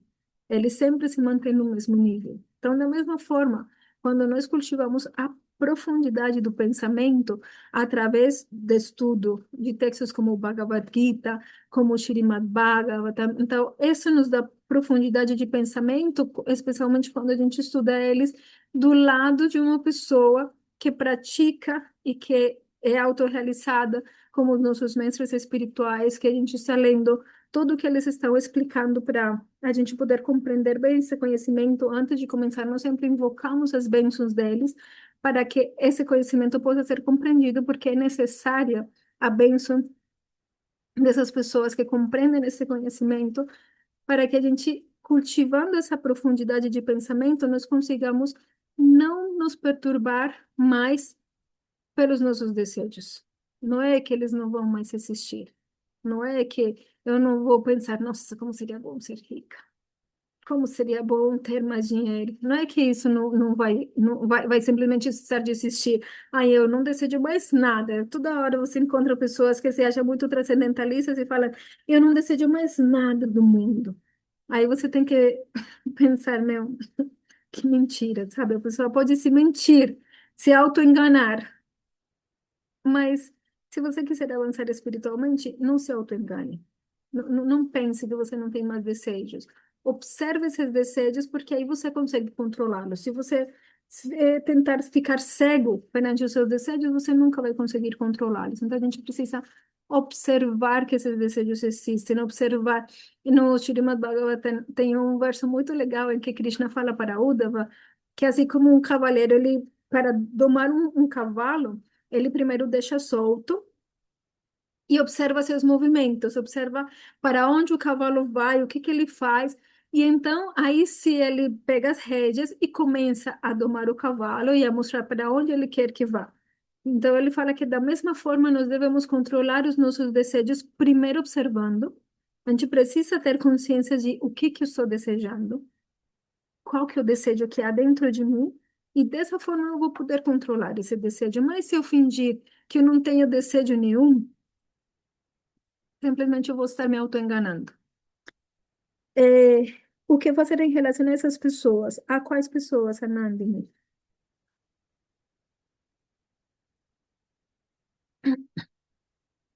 Escreve, por favor, a quais pessoas seria aos materialistas, é isso? Não pergunto, mas eu vou esperar ela esclarecer. As pessoas que buscam a Deus, mas fingem que não têm desejos mais. Ah, a gente não tem que se importar. A gente não. Cada um segue o seu próprio caminho. Entende? A pessoa chega, ah, eu não tenho mais desejo. Que legal, parabéns. Ótimo. Eu tô cheia de desejos. Entende? O caminho espiritual é individual. Cada um. Ninguém vai poder trilhar esse caminho por mim. Então, cada um é cada um vai ter que viver o seu próprio caminho. A gente não, obviamente, se for uma pessoa que é muito sua amiga, que que realmente ela pode te escutar, que realmente faz uma diferença, você pode conversar com a pessoa e mostrar, olha, mas você deseja isso também. Mas só nesse caso. Se não, simplesmente deixa passar. Você não tem desejo? Nossa, que legal, parabéns. Tchau. Porque eu já sei que não é esse tipo de pessoas com que eu quero estar. Eu preciso estar com pessoas sinceras. Pessoas que realmente. E não também as pessoas que falam, porque eu tenho todos os desejos do mundo. Tem uma história de uma vez que Prabhupada, a gente estuda o Bhagavad Gita como ele é, que foi escrito por os comentários, né, dos versos por Srila Prabhupada. Um devoto falou para ele: Oh, Prabhupada, eu sou o mais caído de todos os devotos. E o Prabhupada falou para ele: Você não é o mais nada, nem sequer o mais caído. Então, tem pessoas que querem também falar: Ah, tenho todos os defeitos, eu sou todo de ruim. A verdade é que a gente não está em nenhum extremo.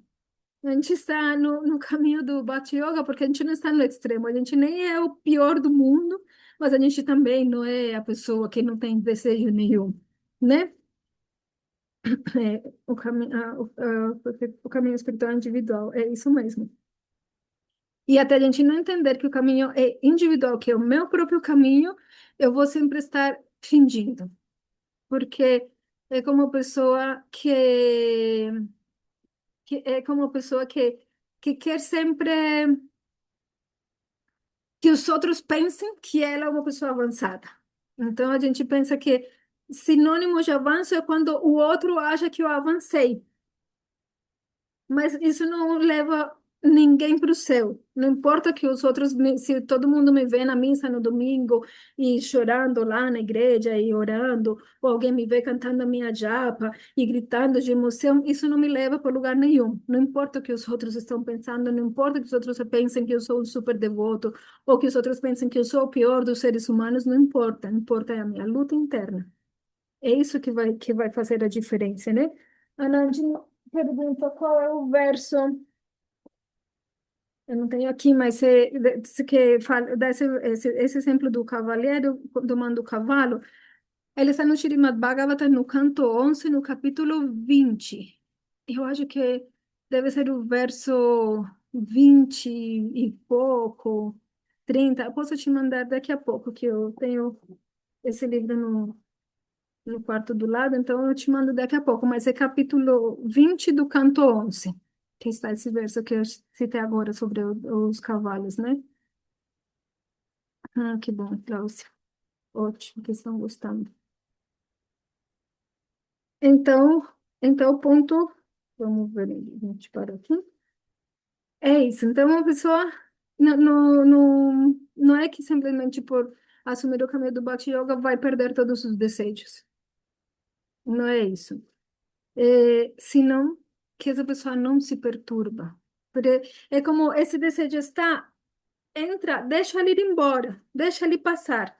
Não fica focado naquilo, né? Mas compreende que ele existe, observa que ele existe, para você saber que aí que você tem que domar, né?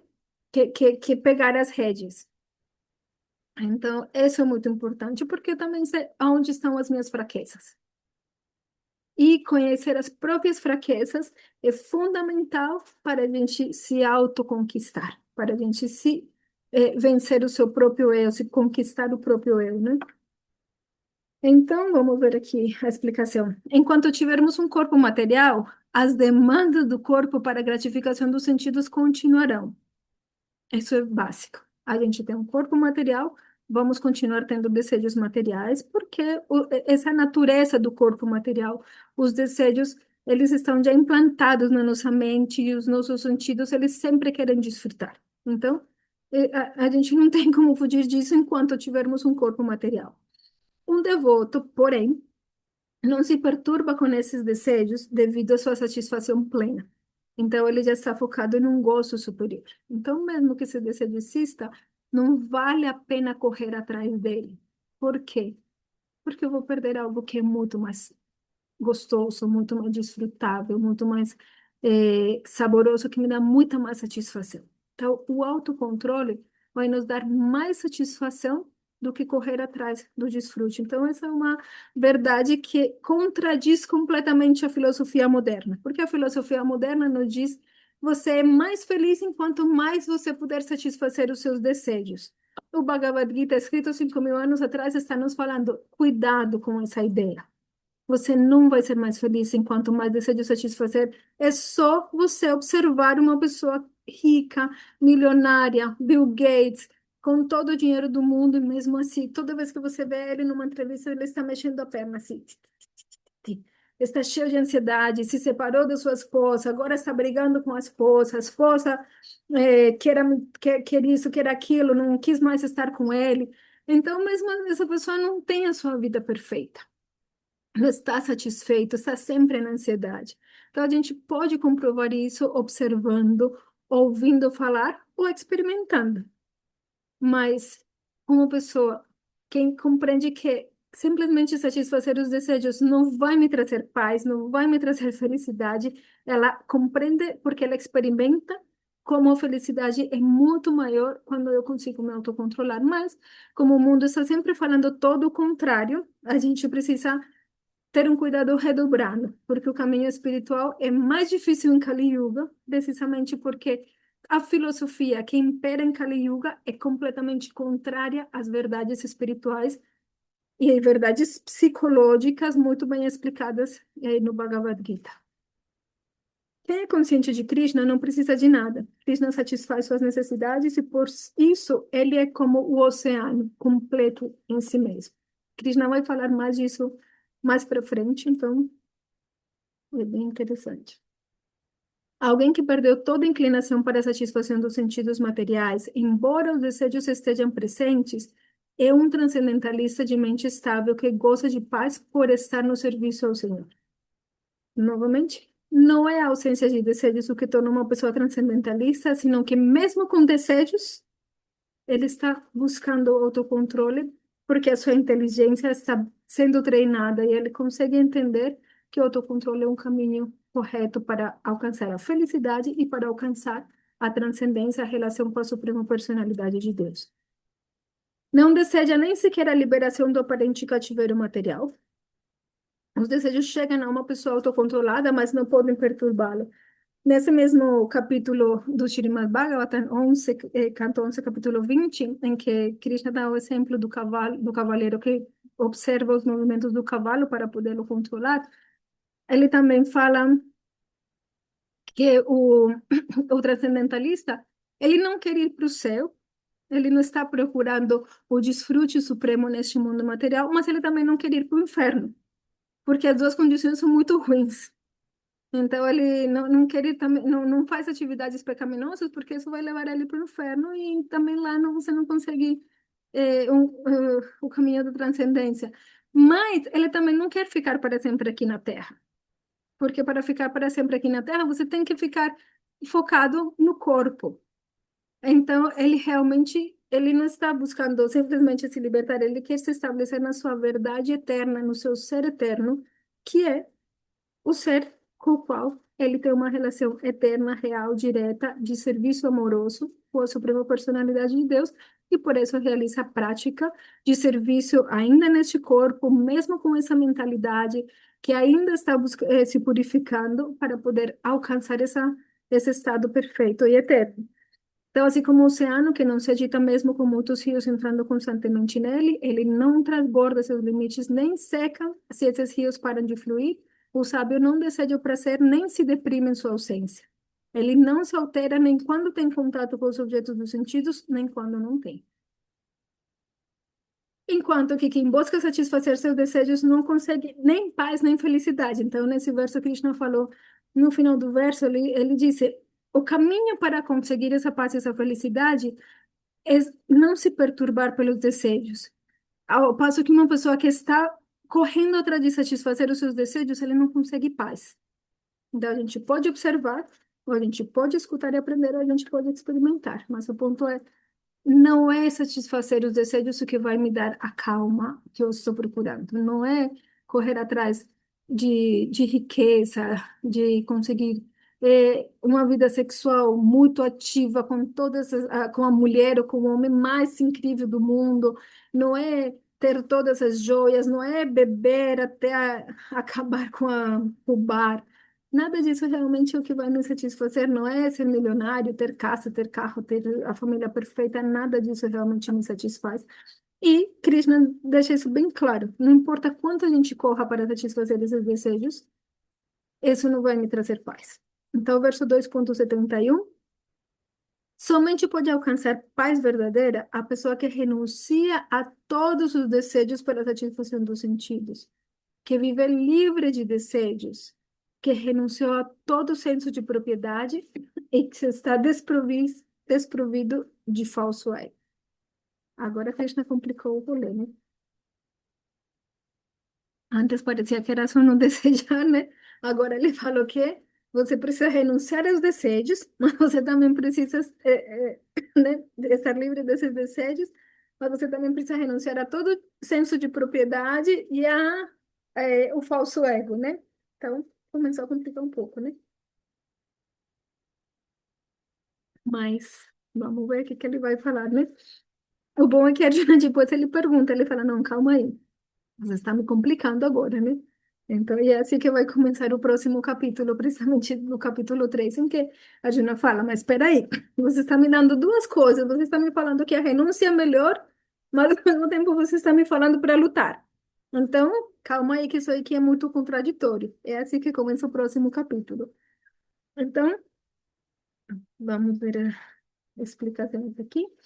Livre de desejos, refere-se aos desejos de gozo material dos sentidos. A gente já falou bastante sobre isso. Arjuna não tinha desejo de lutar, mas em prol de Krishna, ele lutou o melhor que pôde. Procurar satisfazer Krishna é verdadeira ausência de desejo. Então, aqui, nossos acharyas, nossos mestres espirituais, eles vão nessa explicação mais profunda deste verso, que, em últimas, não se trata de renunciar a todo desejo, mas de ter o desejo correto. E o desejo correto é satisfazer Krishna, porque, em últimas, a alma, ela tem uma natureza, e a sua natureza, o seu propósito é satisfazer Krishna. Quando a gente compreenda isso, agora para nós parece muito estranho e meio egoísta, como, nossa, mas quem que é esse Krishna, né? Ele pode ser Deus, mas então eu tenho que trabalhar para ele, viver para ele, tudo para ele, por quê, né? Mas quando a gente compreender qual é a nossa relação com Deus e como nós estamos ligados a Ele, de tal forma que a felicidade da Suprema Personalidade de Deus naturalmente significa minha própria felicidade, que o amor por Ele significa esse amor que vai me satisfazer a mim mesmo. Então aí a gente vai entender que realmente é o que é digno, é o que é válido, é o que é o nosso verdadeiro propósito. Então, se a gente compreender que satisfazer Krishna é o mais importante, isso sim significa não ter desejos materiais. Ao passo que simplesmente uma renúncia externa não implica ausência de desejo. Então, esse é um tema muito profundo que a gente vai explorar cada vez mais. Sem sentimento de propriedade, quer dizer, nada neste mundo pode realmente ser possuído por nós. Tudo pertence a Krishna, até mesmo as entidades vivas e até mesmo o corpo. Nada me pertence. Até eu mesmo sou um servo eterno, sua parte e parcela infinitesimal. Então, basicamente, nós pensamos que podemos possuir algo, mas constantemente aquilo é tirado de nós. Então, nós pensamos, eu posso ter uma casa. E depois vem um terremoto na Venezuela, acabou de ter um terremoto, derrubou todas as casas que as pessoas trabalharam na sua vida inteira para, para conseguir obter aquela casa, né? Então, A gente se apaixona por uma pessoa, casa com essa pessoa, mas uma hora essa pessoa vai morrer. Então, nada realmente pode ser possuído por nós neste mundo. Então, quando a gente compreende isso, é mais fácil a gente ter paz mental, que nada deste mundo me pertence. Mas existe um dono e um controlador supremo, e isso está explicado nos Upanishads, isso está explicado também no Bhagavad Gita e nos Puranas. A Nandini tem uma pergunta que diz: como saber qual é nossa verdadeira relação com a Suprema Personalidade? Pois podemos nos enganar pelo ego, claro. E nisso consiste o processo, o caminho da autorrealização. Por isso que a gente precisa seguir um processo através do qual a gente purifica a mente e os sentidos, para que essa luz da consciência de quem eu verdadeiramente sou, de qual é a minha relação eterna com a Suprema Personalidade de Deus, vai se tornando cada vez mais clara. Então, a mente, ela é como se fosse um espelho empoeirado. Então, ela deveria refletir o meu verdadeiro ser, mas ele está empoeirado, então ele não reflete quem eu sou realmente. E essa poeira é o que faz que eu me identifique falsamente com aquilo que eu não sou. Numa vida, eu me identifico como uma mulher, uma cantora, uma guitarrista, uma não sei o quê. Em outra vida, eu me identifico como um homem pobre, que faz isso, que faz aquilo. Noutra vida, eu sou um rei. Então, a gente se identifica com corpos, com funções e com status e com coisas que são todas passageiras.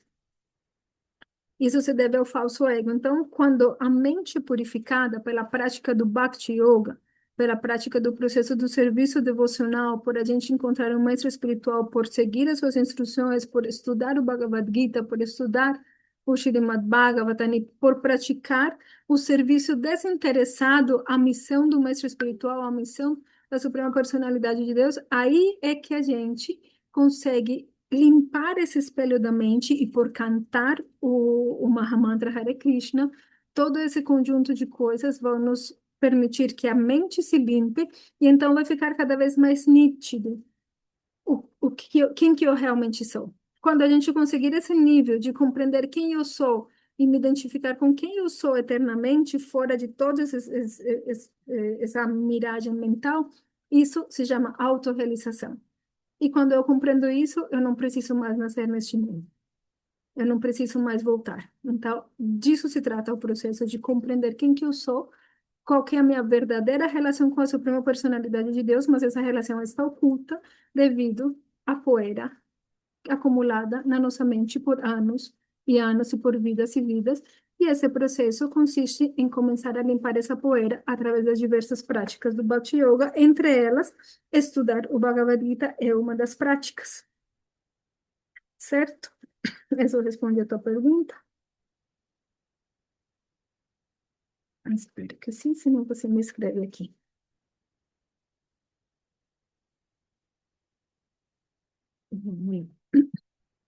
Desprovido de falso ego quer ser que compreenda sua posição constitucional e não se identifica com o corpo. Sim, ótimo que respondeu.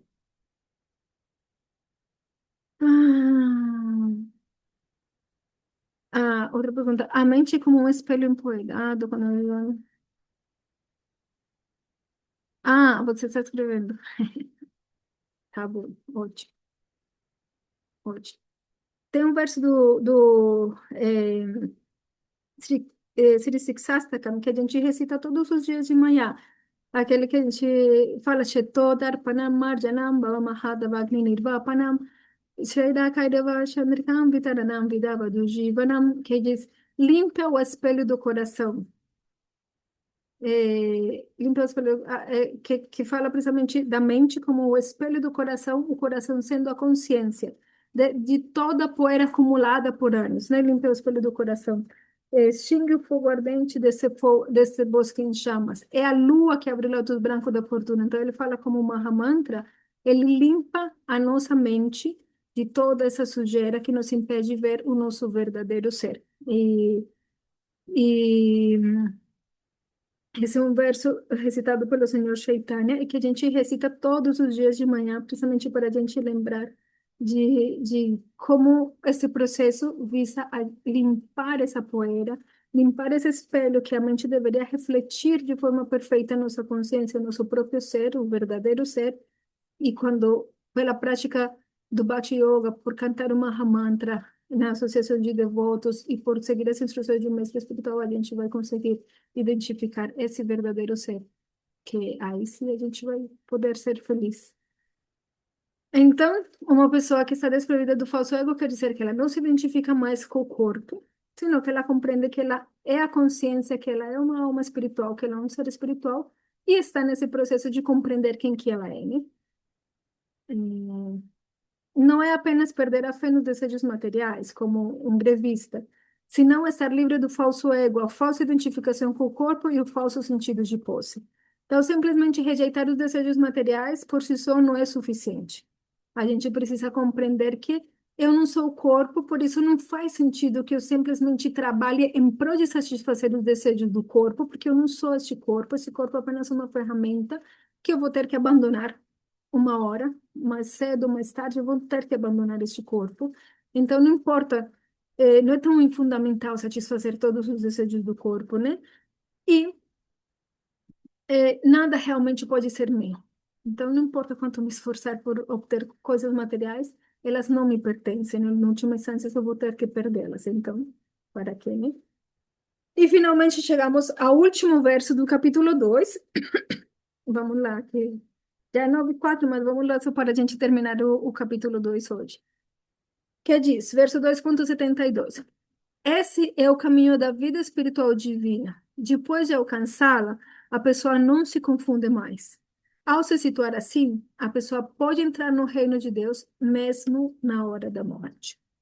Então, o verso conclui este capítulo falando: esse é o caminho da vida espiritual. Então, a vida espiritual começa por a gente controlar os sentidos. A vida espiritual não começa por simplesmente seguir um ritual, ou ir à missa todos os domingos, ou ir na igreja, senão por servir. E eu posso servir na igreja, eu posso servir no templo, eu preciso servir nos lugares sagrados, eu preciso fazer esse serviço, mas é através do serviço, e esse serviço só pode ser estabelecido no coração como um fato irrevogável quando eu controlo os meus sentidos, quando eu paro de correr atrás de tudo que o meu corpo quer, que o meu corpo pede, o que a minha mente está exigindo.